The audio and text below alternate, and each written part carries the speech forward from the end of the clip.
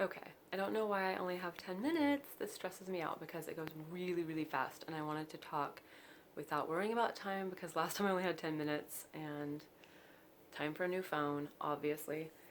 So I wanted to talk today about twin flames. And why do I want to talk about twin flames? Because I keep seeing these posts all over Facebook that are really negative about twin flames, and it triggers me. It does. But I don't want to say anything because I don't want to get into it. I respect people's opinions and I think that it's their own journey, and I don't feel like I need to go in and try to correct people. But I also just really want to put it out there. Um, I want to share my perspective. And I'm very passionate about it because I've worked with people. I've gravitated a lot towards that. I have worked one on one very extensively with my twin flame on the other side. So I'm very passionate about what that can bring. I know the value in it. So when I see people talking negatively about it and saying, that it's a distraction, or that it's, that there are always narcissists. I see a lot of that. That it's a pattern, that they're always narcissists, things like that. I see a lot of this, and I think that's okay. I think that everybody has their own journey, and the thing that you have to understand is that your experience may not be somebody else's. And when people speak as if they are experts on things such as twin flames, which are very you can look all over the internet and you're going to get different information and you're still not going to fully understand, and you can't unless I think you are, Cryon or something, you are on it, you are transcended and you can see the entire picture. I feel in this physical body, in this 3D world that we are in now, and I know that there are shifts happening and changes happening as far as 3D, but there are so many who are still very connected to this 3D experience. And you can't create a complete picture of something as expansive as twin flames from your own understanding, or even just the circle around you. So I'll tell you right now, I am not an expert. I will never claim to be an expert because it's it's beyond me. you know I can tell you what I know, and what I know is it's it might cause some of you pain. A lot of people are in separation, and it's like when you have a bad relationship, you know, say I had a bad experience with a man. I've had those. I've had lots of those. Do I hate all men? No. Do I think all men are pointless? No. Do I think that every relationship is going to end poorly because of my own experience? No. A lot of people do that and they carry that with them, and it's just carrying this broken part of yourself and projecting it onto everybody else, and it's not beneficial. So when it comes to I want to be clear that I'm not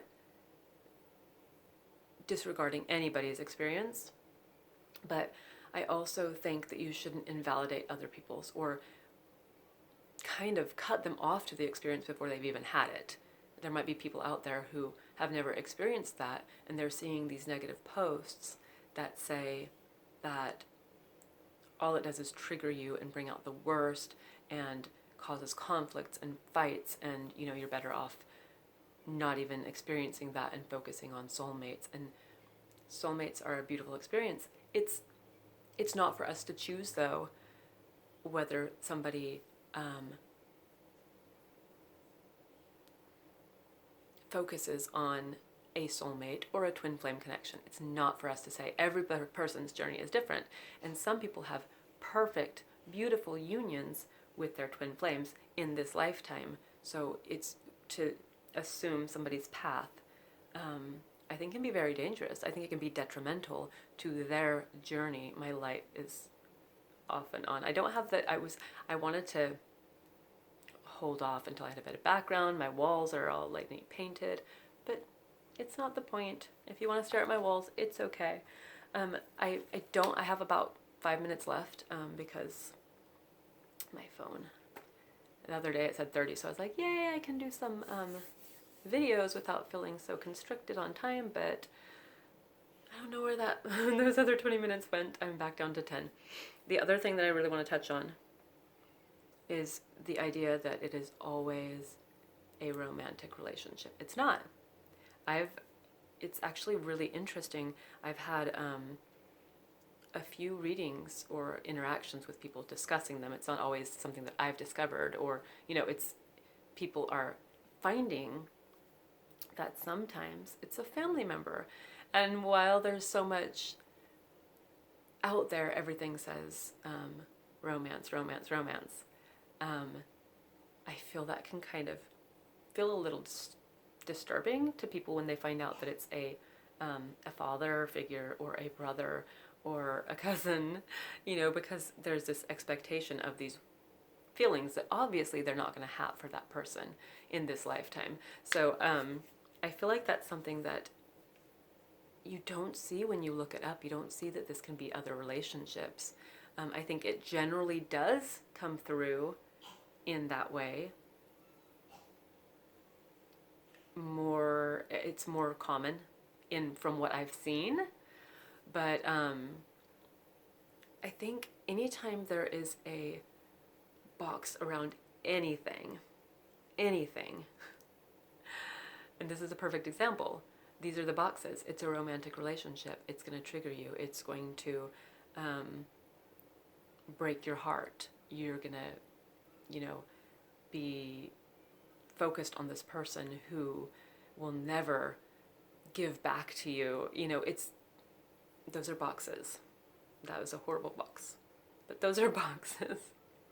And boxes are harmful. How can you fully expand when you're limiting anything? So always, if you hear something, consider that maybe there are other elements that aren't present, that aren't in your face, that aren't always available on Google. I think that's really important. So that's part of why I wanted to come on here. I wanted to talk a lot more, but maybe another time. Maybe I'll have a second part at some point, but I feel like these are the two things that really I wanted to share. I know the growth that I have experienced from my connection. So I think it's important to understand our guides, our guardian angels, our ancestors. Anybody that steps in, any energy that steps in, is not going to be a negative thing. And that doesn't mean when you're dealing with human beings, when your twin flame is in a human body, you're dealing with the human side of them.